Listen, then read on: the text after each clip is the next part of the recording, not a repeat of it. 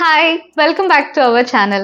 So finally ഒരു സമയത്ത് world wide ഫിനോമിനനായി മാറിയിരുന്ന പീക്കി ബ്ലൈൻഡേഴ്സ് എന്ന ബ്രിട്ടീഷ് ഹിസ്റ്റോറിക്കൽ ക്രൈം ഡ്രാമ സീരീസിന്റെ കണ്ടിന്യൂവേഷൻ ആയ Peaky Blinders the Immortal Man എന്ന മൂവി നെറ്റ്ഫ്ലിക്സിൽ സ്ട്രീം ചെയ്യാൻ ഇനി അധിക സമയമില്ല. ടോമി ഷെൽബി എന്ന കൂൾ സ്വാഗ് ക്യാരക്ടറായി ഒരിക്കൽ കൂടി നമുക്ക് സിലിയൻ മർഫിയെ കാണാൻ സാധിക്കുന്നത് ഇമ്മോർട്ടൽ മാൻ മാർച്ച് 20 മുതലാണ് നെറ്റ്ഫ്ലിക്സിൽ അവൈലബിൾ ആവുക. അപ്പോൾ ഫിലിം കാണുന്നതിന് മുൻപ് 6 സീസൺസ് ആയി മുമ്പ് ഇറങ്ങിയ സീരീസിനെ പറ്റിയും അതിലെ ഇൻസിഡൻസിന്റെ ടൈം ലൈനിനെ പറ്റിയും ഒക്കെ ഓർത്തിരിക്കേണ്ട കാര്യങ്ങളും പിന്നെ അപ്കമിംഗ് ഫിലിമിനെ പറ്റി ഉണ്ടാകേണ്ട ധാരണകളെ പറ്റിയും ഒക്കെ നമുക്ക് ജസ്റ്റ് ഒന്ന് ഡിസ്കസ് ചെയ്യാം എന്നാണ് കരുതുന്നത്. ആസ് സച്ച് ഒരു റീക്യാപ്പ് അല്ല, ജസ്റ്റ് റീകളക്ഷൻ ആണെന്ന് ഒന്നുകൂടി ഓർമ്മിപ്പിക്കട്ടെ. അപ്പോൾ നിങ്ങൾ ഈ ചാനലിലെ വീഡിയോസ് ആദ്യമായിട്ടാണ് കാണുന്നതെങ്കിൽ by the order of the Peaky Blinders നമ്മുടെ ചാനൽ ഒന്ന് സബ്സ്ക്രൈബ് ചെയ്യുന്ന കാര്യം പരിഗണിക്കുമല്ലോ. നമുക്കപ്പോൾ വേഗം വീഡിയോയിലേക്ക് പോവാം. കം.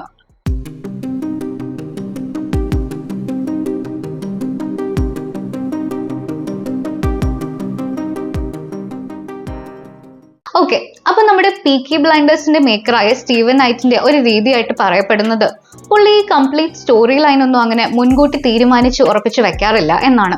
കഥ പോകുന്ന പോക്കിന് ഒരു ഫ്ലോ അനുസരിച്ച് പുതിയ പുതിയ ഡെവലപ്മെന്റ്സ് ഉണ്ടായി വന്നോളും എന്നൊരു രീതിയാണ് ആൾക്കുള്ളത്. ബട്ട് സ്റ്റിൽ 2013 തൊട്ട് തുടങ്ങിയ പീക്കി ബ്ലൈൻഡേഴ്സിന്റെ പരിപാടികൾ കണ്ടുവന്നിട്ടുള്ള നമുക്കിപ്പോൾ അറിയാലോ പുള്ളി ഈ ഒരു പാറ്റേൺ വെച്ച് തന്നെ ആ സീരീസിനെ എത്രത്തോളം അമേസിംഗ് ആക്കിയിട്ടുണ്ടെന്ന്. ക്യാപ്പിന്റെ തുമ്പത്ത് ബ്ലേഡൊക്കെ വെച്ച് നടന്ന പണ്ടത്തെ ആ സ്റ്റൈലിഷ് ഗാങ്സ്റ്റേഴ്സിന്റെ രീതികളും കഥകളും ഒക്കെ നമ്മൾ എത്ര ആവേശത്തോടെയാണ് കണ്ടിരുന്നത്. ആദ്യം പുറത്തിറങ്ങിയപ്പോൾ ജസ്റ്റ് ഒരു UK ലോക്കൽ ഹിറ്റായിരുന്ന സീരീസ് പിന്നീട് പതുക്കെ വേൾഡ് വൈഡ് ഫിനോമിനനായി മാറുകയായിരുന്നു.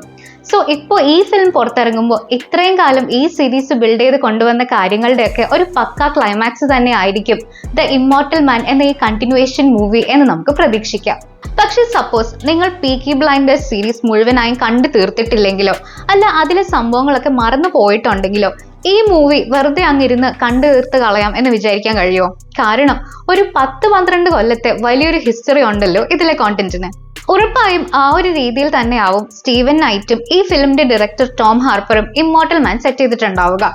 ശരിക്കും പറഞ്ഞാൽ ഫുൾ സീരീസ് നെറ്റ്ഫ്ലിക്സിൽ ഉള്ള സ്ഥിതിക്ക് ഫിലിം കാണുന്നതിന് മുൻപ് അതൊക്കെ ഒന്ന് ഓടിച്ചെങ്കിലും കണ്ടു തീർക്കുന്നതാവും ഏറ്റവും നല്ലത്. പക്ഷെ ഇനിയിപ്പോ അതിനൊന്നും സമയമില്ലെന്ന് തോന്നിയാലും നോ പ്രോബ്ലം. നമ്മുടെ സെൻട്രൽ ക്യാരക്ടേഴ്സ് ആയ ടോമി ഷെൽബിക്കും ബ്രദേഴ്സിനും കൂടെ ഉള്ളവർക്കും എന്തൊക്കെയാണ് ഇതുവരെ സംഭവിച്ചിട്ടുള്ളത് എന്നെങ്കിലും ഒന്ന് നോക്കി വെച്ചാൽ മതിയാവും. കാരണം 2 മണിക്കൂർ തികച്ചു ദൈർഘ്യമില്ലാത്ത ഈ ഫിലിം തുടങ്ങിക്കഴിഞ്ഞാൽ പഴയ കാര്യങ്ങളൊക്കെ വിവരിച്ചു തരാൻ അവർ സമയം കളയും എന്ന് കരുതാൻ കഴിയില്ല.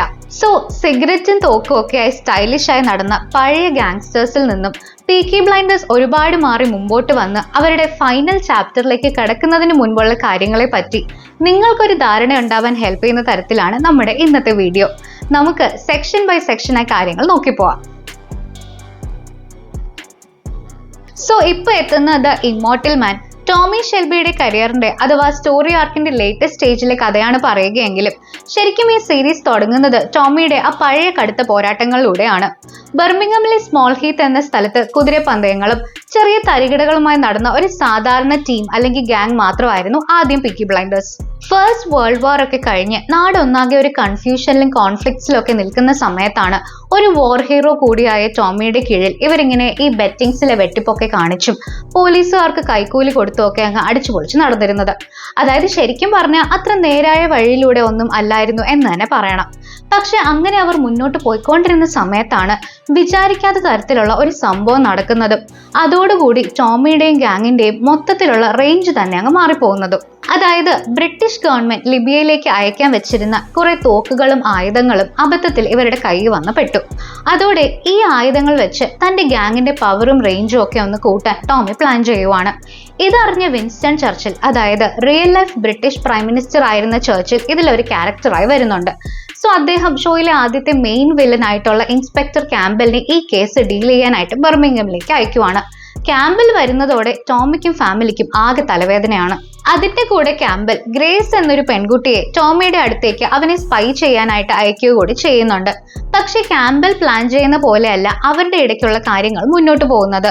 വാർ ടൈമിൽ ഒരു ടണലറായിട്ടൊക്കെയുള്ള തന്റെ എക്സ്പീരിയൻസസ് നൽകിയ ട്രോമയിൽ കഴിയുന്ന ടോമിക്ക് സത്യത്തിൽ ഗ്രേസിന്റെ പ്രസൻസും അവളോടുള്ള അടുപ്പവും ഒരു ഇമോഷണൽ റിക്കവറിക്കുള്ള സാധ്യതകളാണ് നൽകുന്നത്.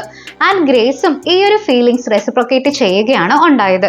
സെക്കൻഡ് സീസൺ ഫിനാലയോടെ ക്യാമ്പൽ മുമ്പ് റേപ്പ് ചെയ്ത പോളി എന്ന ടോമിയുടെ ആന്റിയുടെ കൈകളാൽ ക്യാമ്പലിന്റെ കാര്യത്തിലും തീരുമാനം ആവുന്നുണ്ടെങ്കിലും പുതിയ സിനിമയിൽ ഈ കാര്യങ്ങളൊന്നും അത്ര ഡീറ്റെയിൽ ആയിട്ട് കാണിച്ചേക്കില്ല എങ്കിലും ആദ്യ 2 സീസണുകളിൽ ടോമിയും ക്യാമ്പബെല്ലും തമ്മിലുള്ള ഈ കോൺഫ്ലിക്ട്സ് മൊത്തം സീരീസിന്റെയും ഒരു ഡിഫൈനിങ് സ്ട്രെങ്ത്തും പിന്നീട് വരാൻ പോകുന്ന സംഭവങ്ങളുടെ ഒരു ഫൗണ്ടേഷനും കൂടെ ആണെന്ന് പറയാം.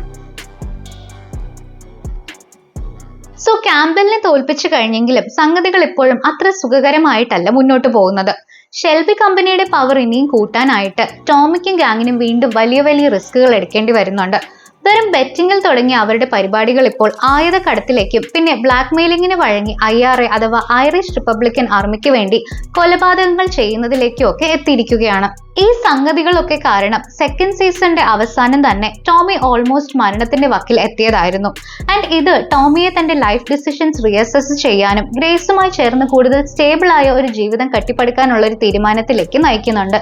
പക്ഷെ വിധി അതിനൊക്കെ എതിരായിരുന്നു എന്നുള്ളതാണ് ഈ 3rd സീസൺ മുന്നോട്ട് പോകുമ്പോൾ നമ്മൾ അറിയുന്നത്. സോ യുദ്ധത്തിൽ പങ്കെടുത്തത് കഴിഞ്ഞാൽ ടോമിയുടെ ജീവിതത്തിലെ 2ാമത്തെ വലിയ ട്രാജഡിയിലേക്കാണ് കഥ എത്തുന്നത്. ഒരു ലോക്കൽ ഇറ്റാലിയൻ മാഫിയയുമായുള്ള താരതമ്യേന ചെറിയൊരു വഴക്ക് പക്ഷെ ടോമിക്ക് നേരെ അവർ ഒരു അസാസിനേഷൻ അറ്റംപ്റ്റ് നടത്തുന്നതിലേക്ക് വരെ നയിക്കുന്നു. എന്നാൽ ടോമിക്ക് പകരം കൊല്ലപ്പെടുന്നത് ഗ്രേസ് ആണ്. ആൻഡ് ആ ഒരു മൊമെന്റോടെ പുള്ളിയുടെ മനസ്സിന് എന്തെങ്കിലും സമാധാനം കിട്ടും എന്ന ഹോപ്പ് എന്നേക്കുമായി പോയി കിട്ടി. ആ ഒരു വിഷമത്തിലും കുറ്റബോധത്തിലും ടോമി പീക്കി ബ്ലൈൻഡേഴ്സിനെ എല്ലാവരും പേടിക്കുന്ന ഒരു ലെവലിലേക്ക് എത്തിക്കാനുള്ള തീരുമാനം എടുക്കുന്നു. പിന്നീട് അവർ റഷ്യൻസുമായി കൈകോർക്കുന്നതും IRAയുടെ തന്നെ ഒരു വിഭാഗവുമായി ഉടക്കുന്നതും ഇവരെ പറ്റി ഒന്നും ധാരണയില്ലാതെ മാറി താമസിച്ചിരുന്ന കസിൻ മൈക്കിളിനെ ഗാങ്ങിലേക്ക് കൊണ്ടുവരുന്നതും ഒക്കെ ഈ തീരുമാനത്തിന്റെ ഭാഗമായിട്ടാണ്. ആൻഡ് മൈക്കിളിന്റെ വരവോടെ പിന്നീടുള്ള ഒരുപാട് പ്രശ്നങ്ങൾക്ക് കൂടെ തുടക്കമാവുകയാണ്. അപ്പോൾ ഓവറോൾ നോക്കിയാൽ ഗ്രേസിന്റെ മരണം ടോമിയെ ആകെ മാറ്റിമറിച്ചിട്ടുണ്ട്. ആൻഡ് ആ ഒരു മാറ്റത്തിന്റെ കോൺസിക്വൻസസ് ഈ പുതിയ സിനിമയിലും കാണാൻ കഴിയും എന്നാണ് കരുതുന്നത്. സോ അണ്ടർവേൾഡിൻ്റെതായ സ്ട്രഗിൾസ് ഒക്കെ കഴിഞ്ഞ് അവിടെ മുൻപന്തിയിൽ എത്തിക്കഴിഞ്ഞാൽ പിന്നെ സ്വാഭാവികമായും ഏത് ഗാങ്സ്റ്ററിന്റെയും അടുത്ത ചുവടുവെപ്പ് പൊളിറ്റിക്സിലേക്കാണല്ലോ. സോ 4th സീസണിൽ ഇറ്റാലിയൻസ് അവരുടേതായ ഒരു പകരവീട്ടിലും പ്രതികാര നടപടികളും ഒക്കെ ആയിട്ട് എത്തുമ്പോൾ അവരിൽ നിന്ന് തന്നെയും ഫാമിലിയെയും ഡിഫെൻഡ് ചെയ്യാനുള്ള ടോമിയുടെ എഫേർട്സിനെയൊക്കെ ചുറ്റിപ്പറ്റിയാണ് പുരോഗമിക്കുന്നതെങ്കിലും ഈ ഒരു political entry aspect 4th and 5th സീസൺസിലെ കഥയുടെ ട്രജക്ടറിയെ കാര്യമായിട്ട് തന്നെ സ്വാധീനിക്കുന്ന ഒരു എലമെന്റ് ആയിട്ട് നിൽക്കുന്നുണ്ട്. അതായത് മൊത്തം കഥയുടെ ഗ്രാഫ് തന്നെ അങ്ങ് മാറുകയാണ്. വെറുമൊരു ഗാങ്സ്റ്റർ അല്ലെങ്കിൽ ക്രിമിനൽ സ്ഫിയറിലെ ഒരു പവർഫുൾ ഫിഗർ എന്നതിലുപരി ബർമിംഗമിന്റെ ഒഫീഷ്യലി ഇലക്ടഡ് റെപ്രസെന്റേറ്റീവ് അഥവാ ജനപ്രതിനിധിയായി തന്നെ ടോമി ഷെൽബി അങ്ങ് ഉയർന്നു വരുന്നു. പണ്ട് സ്വപ്നത്തിൽ പോലും ചിന്തിച്ചിട്ടില്ലാത്ത പവറാണ് പുള്ളിക്കിപ്പോൾ കിട്ടിയിരിക്കുന്നത്. പക്ഷെ ഈ ഡെവലപ്മെന്റ്സ് തന്നെയാണ് പുള്ളിയെ തന്റെ പുതിയ എതിരാളിയും ഒരു ഫാഷിസ്റ്റ് നേതാവുമായ ഓസ്വാൾഡ് മോസ്ലിയുമായുള്ള ഉടക്കുകളിലേക്കും എത്തിക്കുന്നത്. ശരിക്കും പറഞ്ഞാൽ ഇമ്മോർട്ടൽ മാൻ എന്ന അപ്കമിംഗ് മൂവിയുമായി സീരീസിന് ഏറ്റവും കൂടുതൽ കണക്ഷൻ ഉള്ളത് ഈ ഒരു ഭാഗത്തിനാണ് എന്നാണ് കരുതുന്നത്.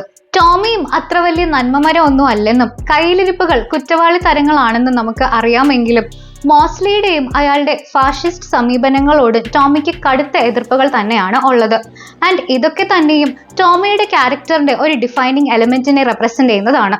മാത്രമല്ല ഫസ്റ്റ് വേൾഡ് വാർ കഴിഞ്ഞുള്ള സമയത്ത് തുടങ്ങിയ സീരീസിന്റെ കഥയെ വെച്ച് നോക്കുമ്പോൾ സിനിമയുടെ കഥ വർഷങ്ങൾക്ക് ശേഷമുള്ള സെക്കൻഡ് വേൾഡ് വാറിന്റെയും അക്കാലത്ത് ജർമ്മനിയും ഇറ്റലിയും ചേർന്ന് UK നടത്തിയ ബോംബ് ആക്രമണങ്ങളുടെയും പശ്ചാത്തലത്തിലാണ് സെറ്റ് ചെയ്തിരിക്കുന്നത് എന്നതിനാൽ ടോമിയും മോസ്ലിയും തമ്മിലുള്ള ഈ സംഘർഷങ്ങൾക്കൊക്കെ ഇമ്പോർട്ടൻസ് ഉണ്ട്. മോസ്ലിയെ തീർക്കാൻ താൻ നടത്തിയ പ്ലാൻസ് ഒക്കെ പൊട്ടിപ്പാളിസായതോടെ ടോമി ആകെ തകർന്നു പോകുന്നു. കൂടാതെ ഗ്രേസിന്റെ മരണത്തെക്കുറിച്ചുള്ള ഓർമ്മകളും തന്റെ ചിന്തകളുടെ ഏകാന്തതയും ഒക്കെ കൂടെ ആവുമ്പോൾ ടോമി ഏകദേശം ഒരു സൂയിസൈഡിന്റെ വക്കോളം എത്തുന്നു. പക്ഷെ അവന്റെ ലോയൽ ബ്രദർ ആർത്തറിന്റെയും ടോമിയുടെ 2ാം ഭാര്യ ലിസിയുടെയും ഇൻവോൾവ്മെന്റ്സ് അൾട്ടിമേറ്റ്ലി അവനെ അതിൽ നിന്ന് രക്ഷപ്പെടുത്തുന്നു. പക്ഷെ ആ തോൽവിയെ പറ്റിയൊക്കെ ആലോചിച്ച് സങ്കടപ്പെട്ടിരിക്കാൻ പോലും ടോമിക്ക് സമയം കിട്ടുന്നില്ല. കാരണം അതിലും വലിയൊരു അപകടം അപ്പോഴേക്കും പുള്ളിയെയും ഫാമിലിയെയും തേടി വരുന്നുണ്ടായിരുന്നു.